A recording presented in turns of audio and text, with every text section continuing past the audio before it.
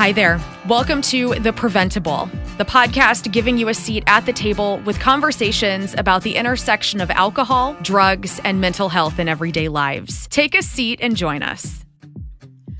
Welcome to The Preventable.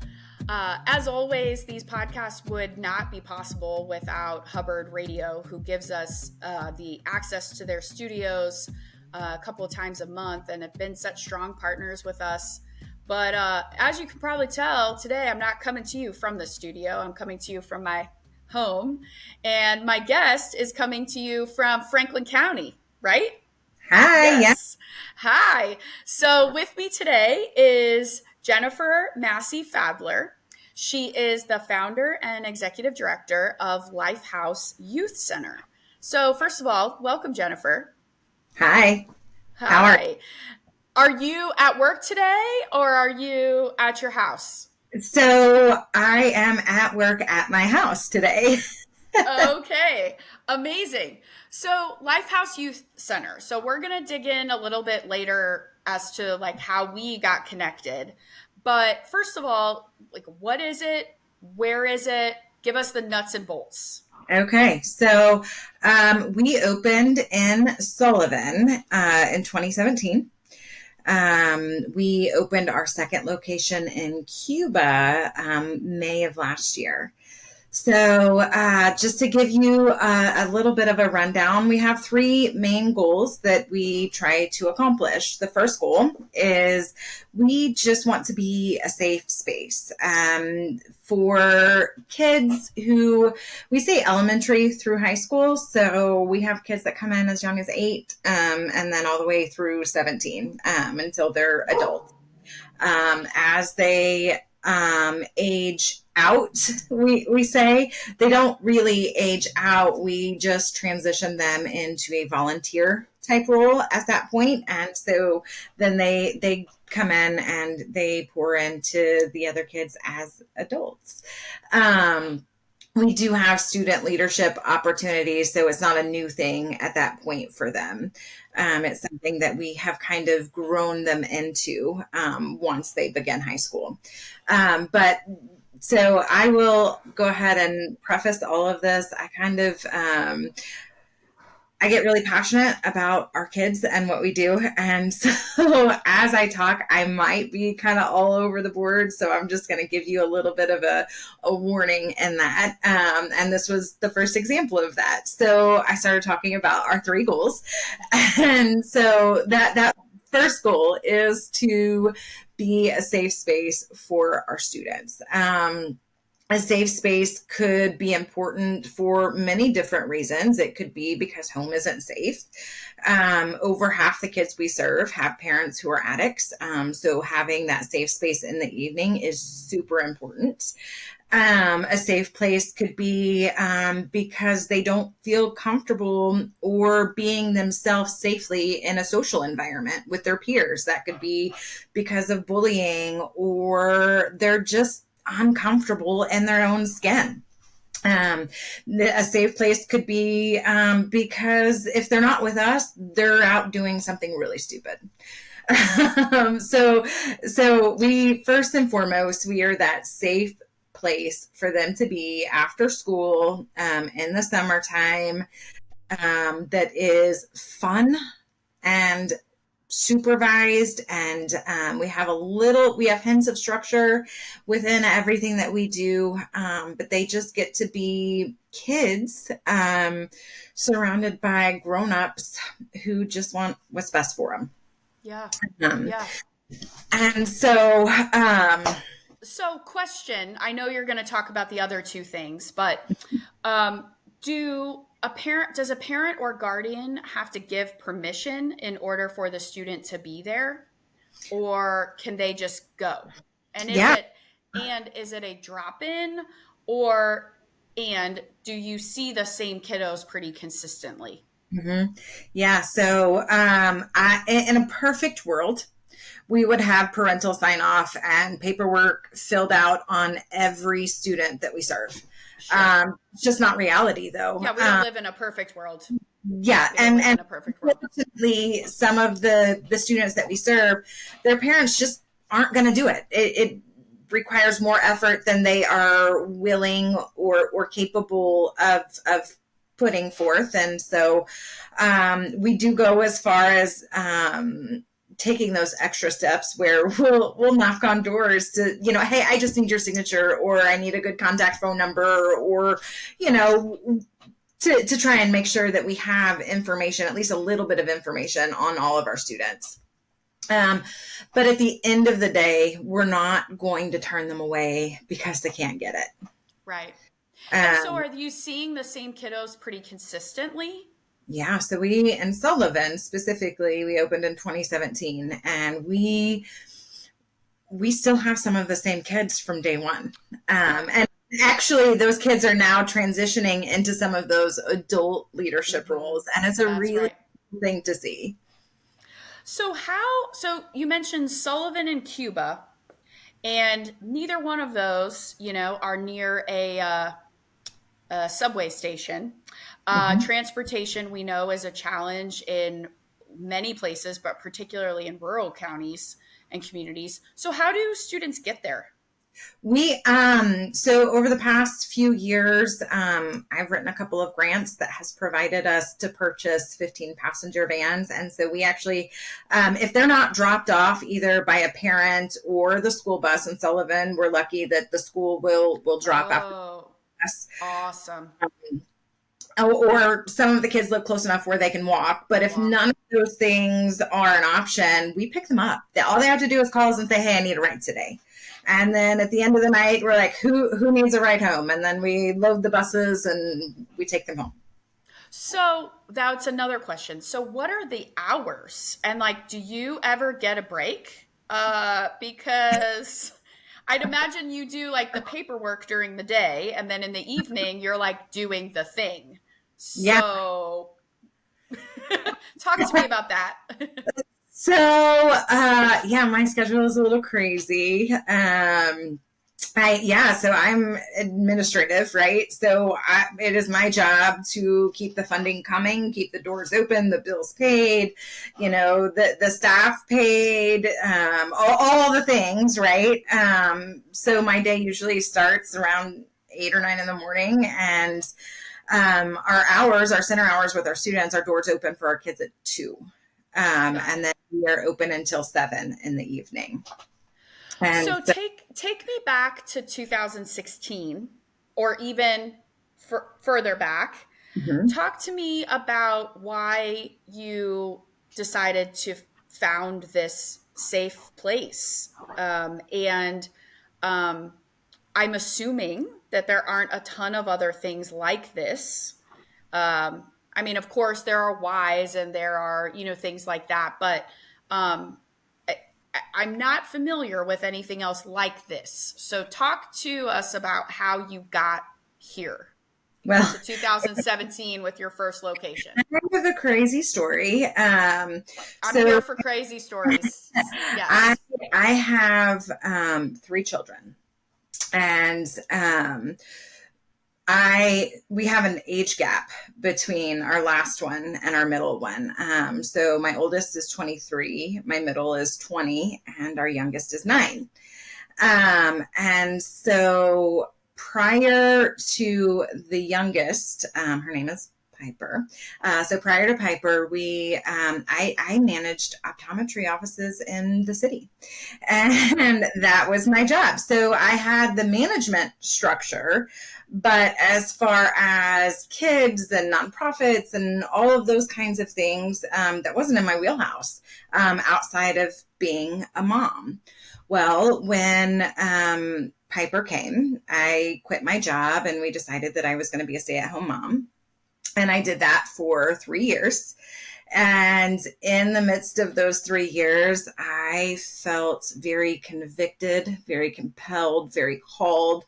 You pick the name, but I felt like I needed to be doing something more than what I was doing.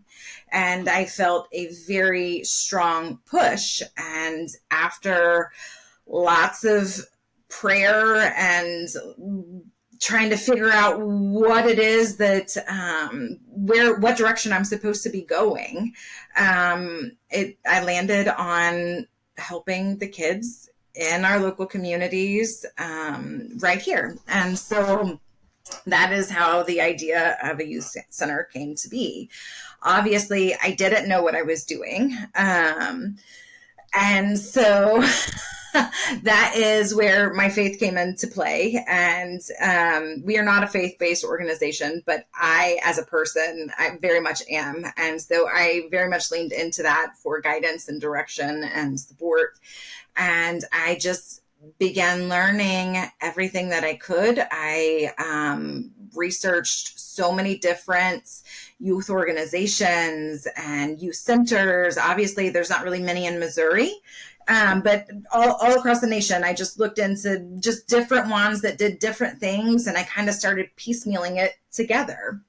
And then I started taking classes. I started taking classes on how to write grants, how to operate a nonprofit, all the things. And then eventually, this was a really long process. But then eventually I started telling, this person here and this person here about this crazy idea that I had. And eventually those conversations led into our startup funding and our building and all the pieces just lining up where they needed to be. And we opened in September of 2017, and we have rocked it out ever since. I was gonna say, it sounds like y'all are doing an amazing job, as evidenced by the expansion into a second location. And so this might be a good time to talk a little bit about how we cross paths. So, at Prevent+Ed, Franklin County is one of the largest. Behind St. Louis County, it's actually the county where we have the deepest footprint. We have over 12 staff that live in Franklin County. We have 2 offices there and have since 2010.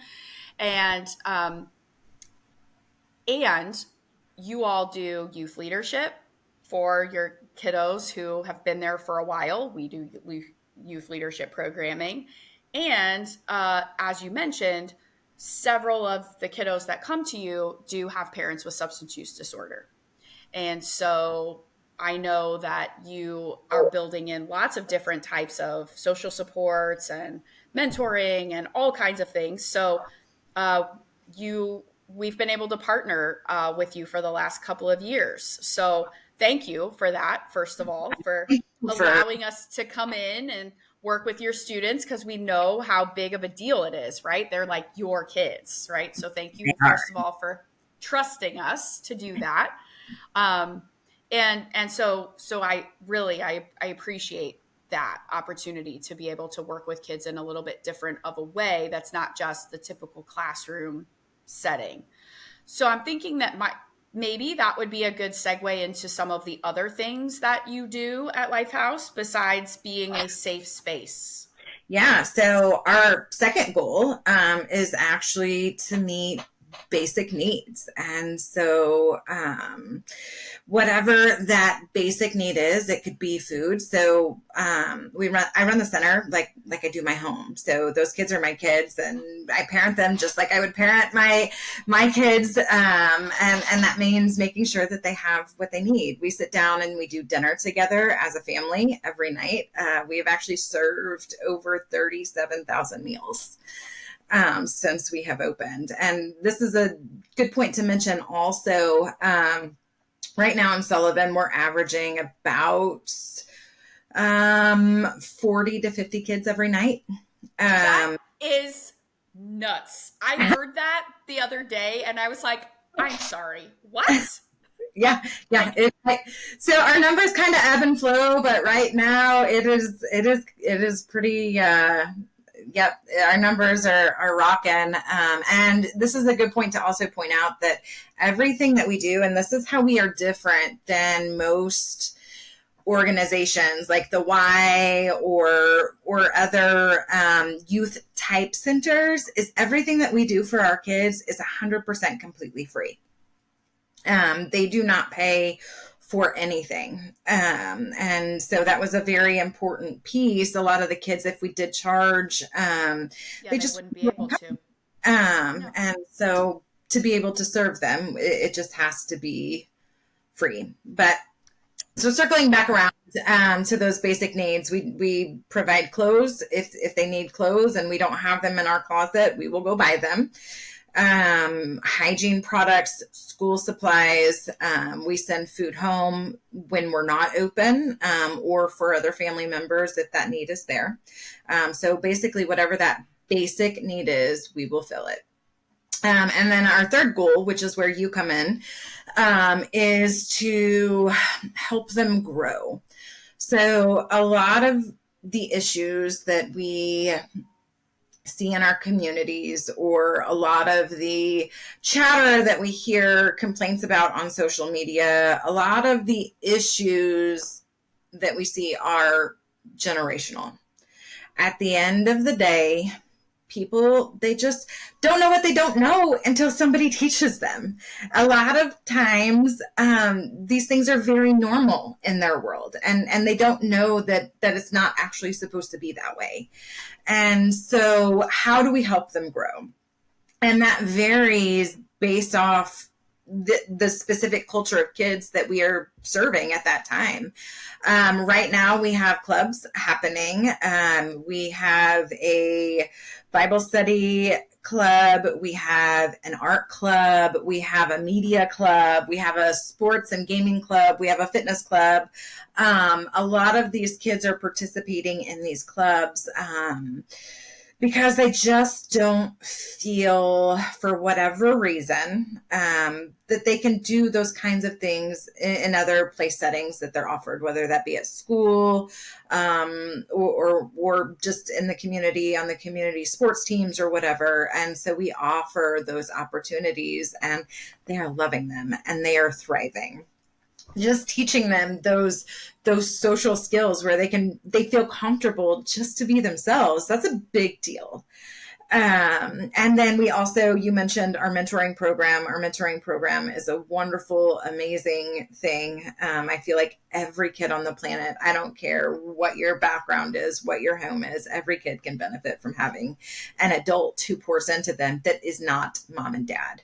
Mom and dad have to be mom and dad. And so, And it's one of the protective factors that we know are so important to keep kiddos from engaging in risky behaviors, right? Whether that's substance use disorder, sexual activity that's risky, self-harm. Like, if we can surround kids with, adults that, as you said, are not, biological parents, but that actually care and that they can trust and that they know that they, can lean on when times get tough.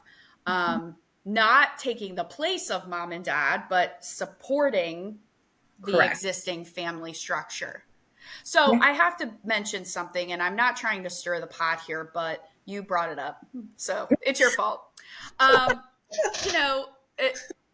What you mentioned was social skills, and another word for that could be social emotional learning, or coping mechanisms, or resiliency, or whatever word you want to throw in there. And that is so critical. And we know kids don't get it always. And we know schools have so many other things that they're obligated to teach. Mm-hmm. And that not every family just knows how to do these things because maybe they weren't taught. Like, just because you have a kid doesn't mean that you necessarily know how to do certain things. But this concept of resiliency, social emotional learning, whatever you want to call it, has become very controversial the last couple of years. And what I'm hearing you say is that all of the controversy, all of the stuff has been set aside. Mm-hmm. There's no time for that. We are literally focusing on what that kid needs. Yeah. Is that what I'm hearing you say? Yeah. So we are just loving kids. We are intentional in building relationships. We come alongside them in whatever form that they need us to. Sorry about my dog. One of the pitfalls of working from home. So yes, hold on 1 second. We'll edit this out once she calms down. Okay, keep going. We're loving kids. That's what we're doing. We're loving kids. We're being intentional in building relationships with them. And that it looks different for every kid. We, after dinner, we do chores together. They take turns cleaning up after dinner. Oh my gosh, I love this. It's a social skill that they don't like most times, but it teaches them to be accountable. But it also teaches them to help their peers and to, it's not just the same three kids who do it every single night. We take turns and we cycle in. And if you get mad, I'm sorry that you're mad. We can walk through you being mad, but at the end of the day, we're still going to do it and we're going to move on. And you might have responsibilities and you're not going to get paid for them every single time.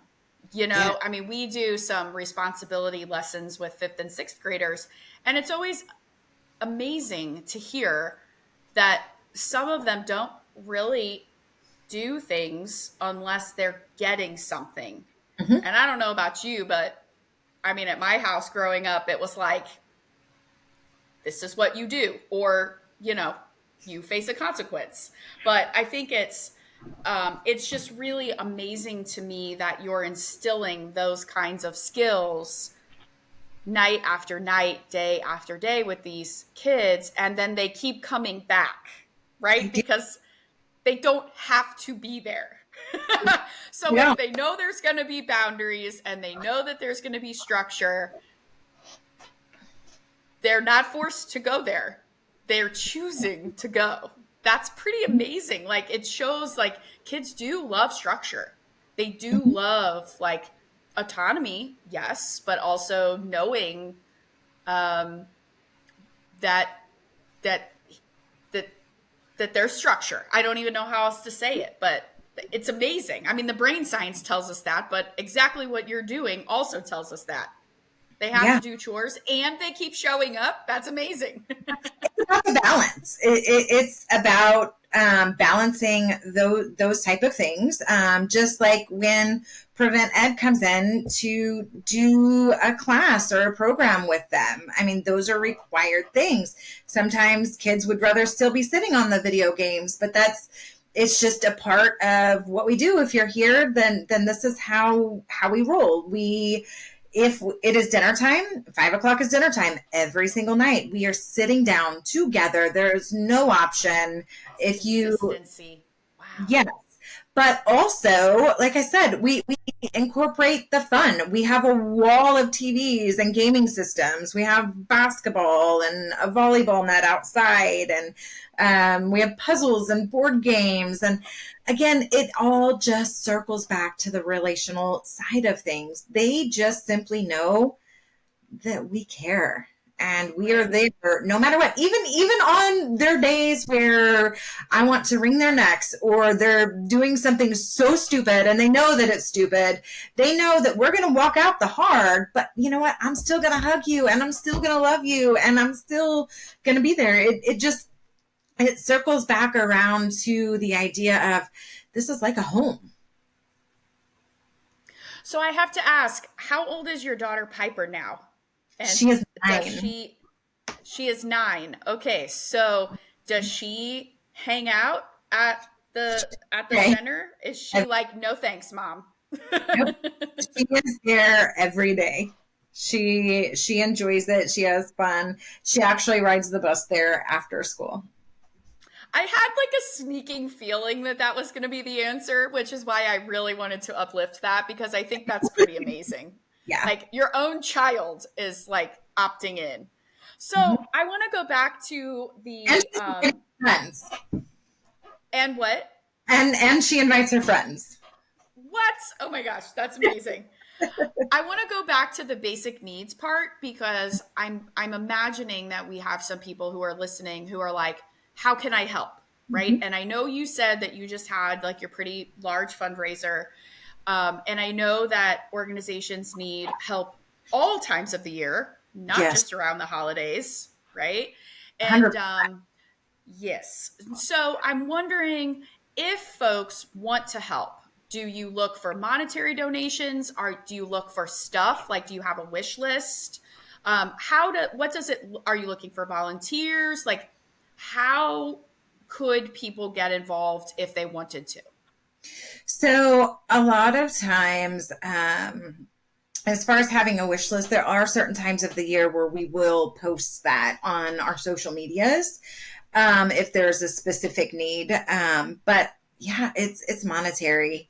It is becoming a sustainer, which is what we call our monthly givers.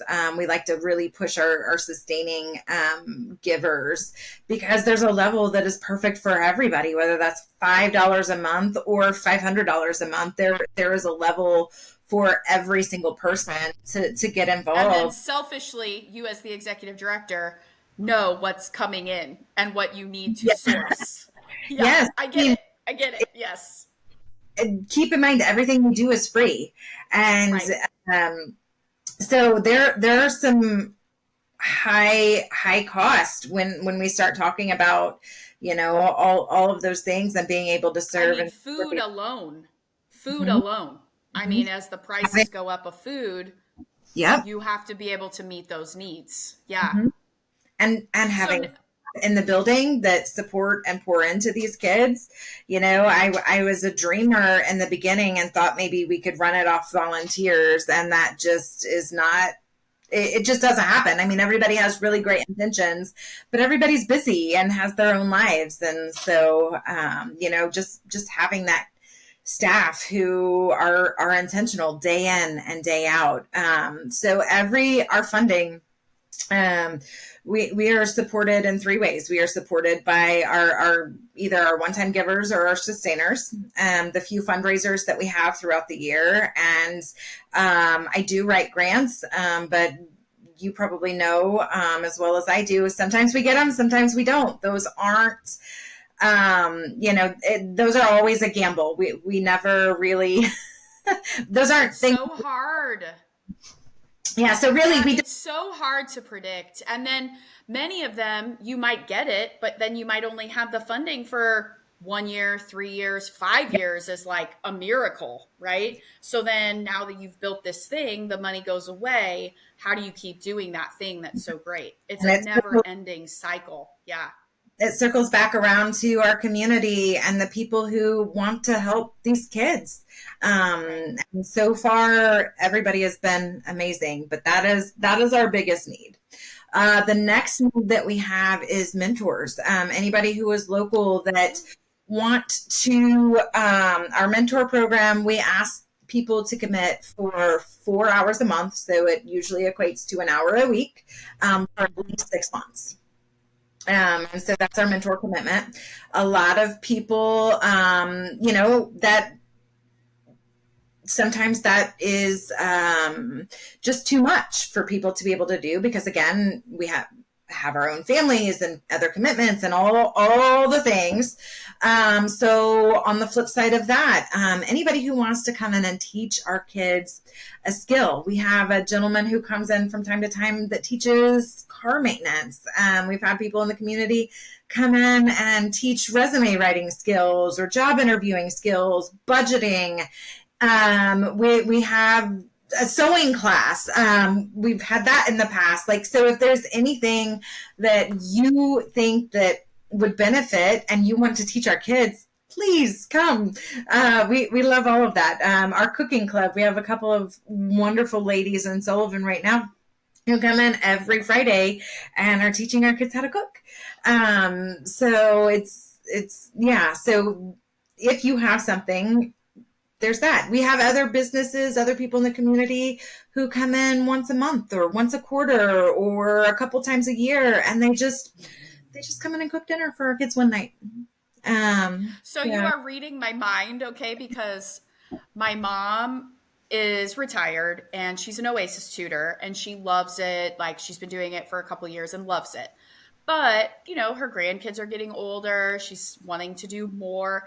And she teaches kids from time to time, how to sew buttons, how to make repairs. Because, I don't know how to do that. If I need something hemmed, I still have to give it to her, or I'm like, I need a zipper replaced. But she does this, and I was legitimately writing down as you were talking, like, talk to Barb. That's what I call my mom. Talk to Barb about her teaching a sewing class. But like, that is such a tangible way that people can help that really doesn't cost anything except for time, Exactly. maybe supplies a little, and I love what you said about cooking dinner for them, or like, that is just such an amazing way that, yes, we love money. That's great. Like, cash is king. And we also need that extension of those adults who can show kids like that they care. That's Well, amazing. I was just getting ready to say, they see us day in and day out. They know that we are in their corner. But when we have other people in the community who come in, and so they get to see that there are other people where they live that actually care about them too. It's a big deal. Yeah. It's a huge And I will deal. even say, even if you want to come in and you want to do something, but you don't want to buy whatever it is, the art supplies or the whatever, or the food or whatever the thing is, we will buy it if you come in and facilitate it. Awesome. So you mentioned your socials. So can you talk a little bit about how people can get a hold of you, website or socials, just so if people are listening, they can reach out if they want to? Yeah, so we are on Facebook. So it's Lifehouse Youth Center and then Lifehouse Youth Center Cuba. So there's two of them. Our website is lhcsullivan.org. And I'm pretty sure we have a Snapchat and a Twitter. But oh my God, you sound like me. I don't know what those are. Totally fine. If they really want to Snapchat it, they can figure out that from the website. Yeah, yes. I'm also always available. I love to talk to anybody who is interested. So email me directly. It's jen@lhcsullivan.org. Excellent. Excellent. So sometimes with founders, I ask, what does success look like? And I was debating whether or not I was going to ask you, because it sounds like you've been pretty darn successful, and because of your faith, it sounds to me like you might answer, well, what my faith directs me to do, right? That is success, right?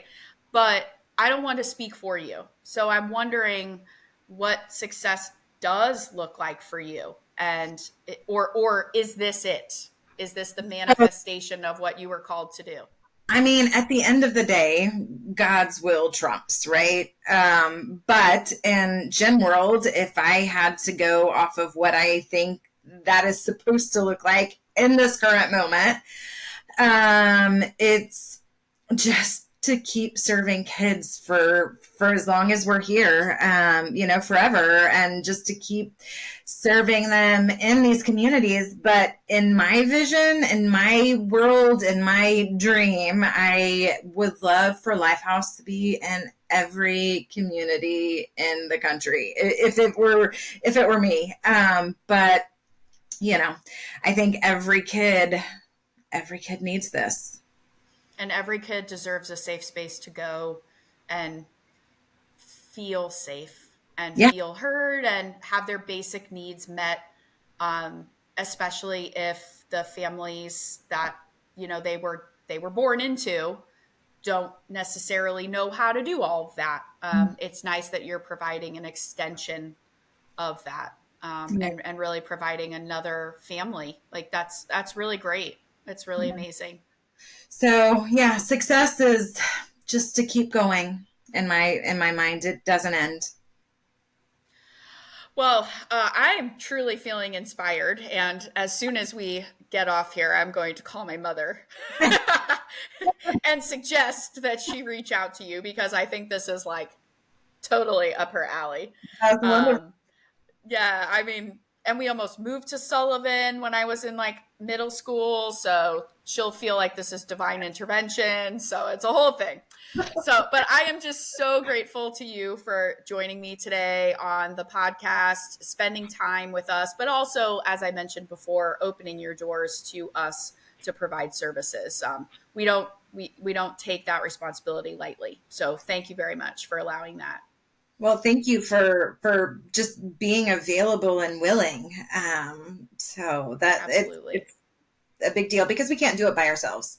I can't do this by myself. My staff can't do it. We can't do it by ourselves. So that saying, it takes a village. It's very true. Yes, it is. And it seems to be coming truer and truer all the time. I don't know no one person can expect to do everything and be everything. No one organization can expect to do and be everything. That just is not how it works. So we're so grateful to you as a partner, and I'm just grateful to you as a human. Thank you for having this wacky idea. This is amazing. If you like what you heard, please consider rating, reviewing, and subscribing to The Preventable. Appreciate your time today. Thank you. Thanks for joining us at The Preventable, brought to you ad-free by Prevent+Ed. Prevent+Ed works to reduce or prevent the harms of alcohol and other drug use through education, intervention, and advocacy. Please visit their website at prevented.org. Like what you heard? Rate, review, and subscribe to stay up to date with what we are serving on The Preventable.